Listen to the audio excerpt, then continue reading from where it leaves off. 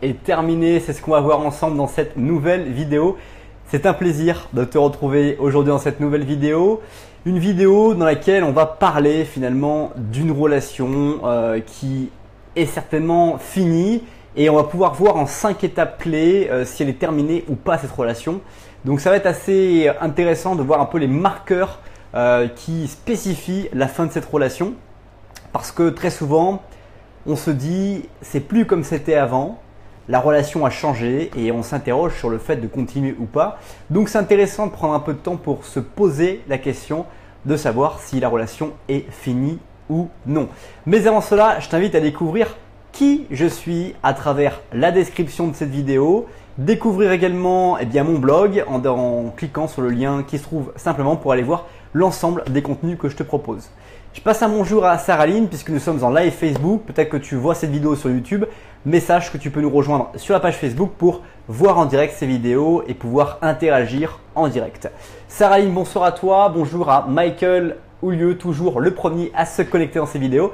Et donc, je vais faire une vidéo relativement courte pour te parler des marqueurs te permettant de considérer ou non la poursuite d'une relation. La suite d'une relation parce que souvent on est confronté à des relations qui soient amoureuses ou des relations qui soient amicales dans lesquelles il peut y avoir des fins. C'est la thématique de ce mois finalement que je te propose à travers l'ensemble des vidéos que je te fais. C'est sur la famille et les amis. Plein de marqueurs, plein de réflexions à avoir parce que la famille c'est ce qui va te nourrir. Ça va être la chose qui va te stimuler. La famille que ce soit avec ta relation de couple, la famille que ce soit ta relation avec les amis. Bref, finalement, c'est ce qui va permettre de pouvoir sortir de ton quotidien, réfléchir, méditer sur des thématiques qui se sont propres.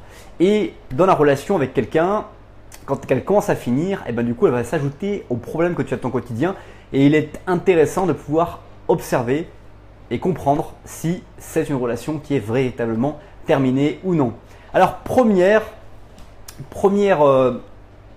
piste d'observation, première piste de réflexion sur une relation qui se termine, c'est de noter les moments de dispute. Sur quoi est-ce que tu te disputes dans ton couple? Est-ce que tu te disputes sur des choses insignifiantes? Est-ce que à la fin d'une dispute, tu es en colère?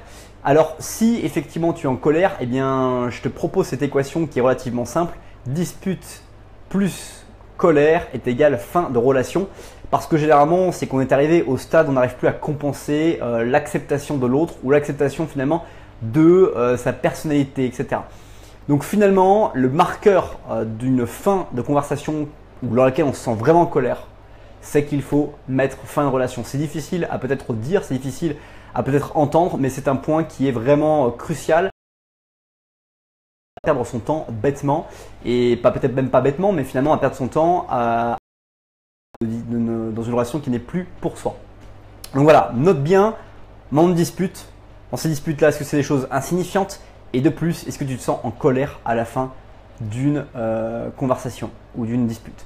Deuxième signe qui permet de pouvoir savoir si ta relation est terminée ou non, c'est la fréquence de conversation que tu vas avoir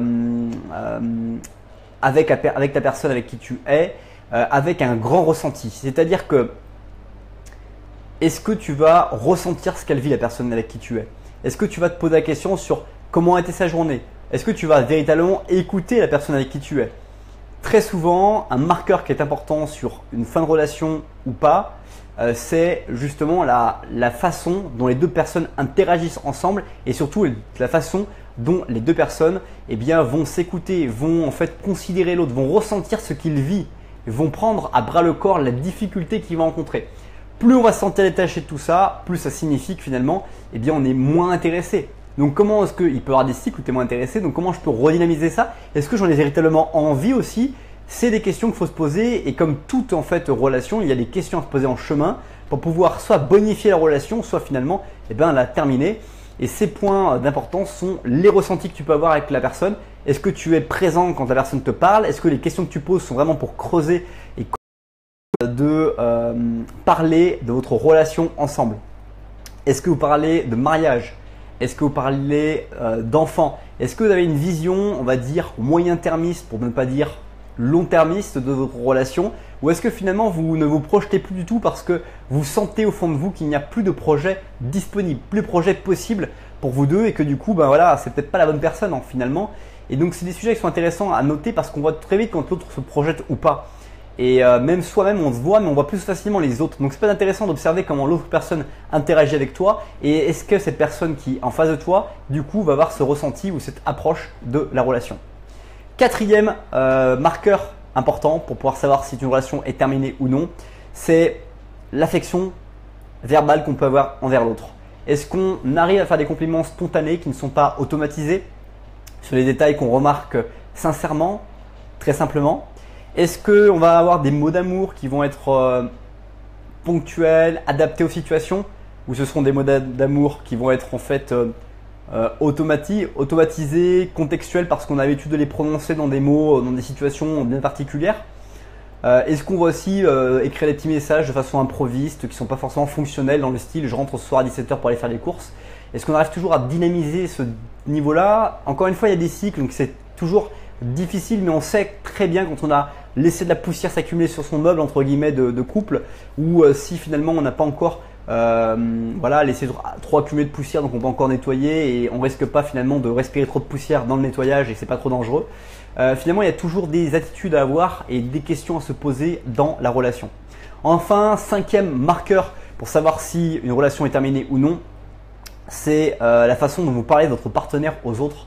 C'est un marqueur important et je pense que certainement tu l'as remarqué au fur et à mesure du temps que tu passes avec ton partenaire ou ta partenaire. C'est que quand on discute d'elle au travail ou par rapport à des organisations qu'on peut avoir dans la vie, etc., on va avoir peut-être des petits mots qui vont pas être sympathiques ou négatifs et qui vont laisser planer et qui vont dire long sur finalement la relation qu'on observe, la relation qu'on considère au fond de soi-même. Et du coup, c'est aussi important de noter aussi la façon dont on parle de son partenaire auto parce que très souvent, au moment où ma copine ou ma femme est avec son travail, avec ses collègues, etc. Et on sait quand c'est positif, on sait quand c'est pas positif. Donc finalement, c'est aussi un bon marqueur d'analyse pour savoir si une relation est terminée ou non. Voilà, donc c'était une vidéo très courte, mais en conclusion, j'aimerais te dire que du coup, il n'y a pas de science infuse, il n'y a pas que soi, il n'est pas dans le même cycle de vie que soi, dans un cycle peut-être plus stressant et que du coup, des comportements réponse à ces questions en essayant de doser les questions les plus simplement possible, de prendre un journal, d'écrire un petit peu ce journal intime pour écrire des réflexions, des analyses et peut-être arriver à le fait de continuer cette relation parce qu'on estime qu'elle est bonne et qu'elle va être dynamique. Au contraire, stopper la relation parce qu'on estime qu'on a fait le tour de celle-ci et qu'on mérite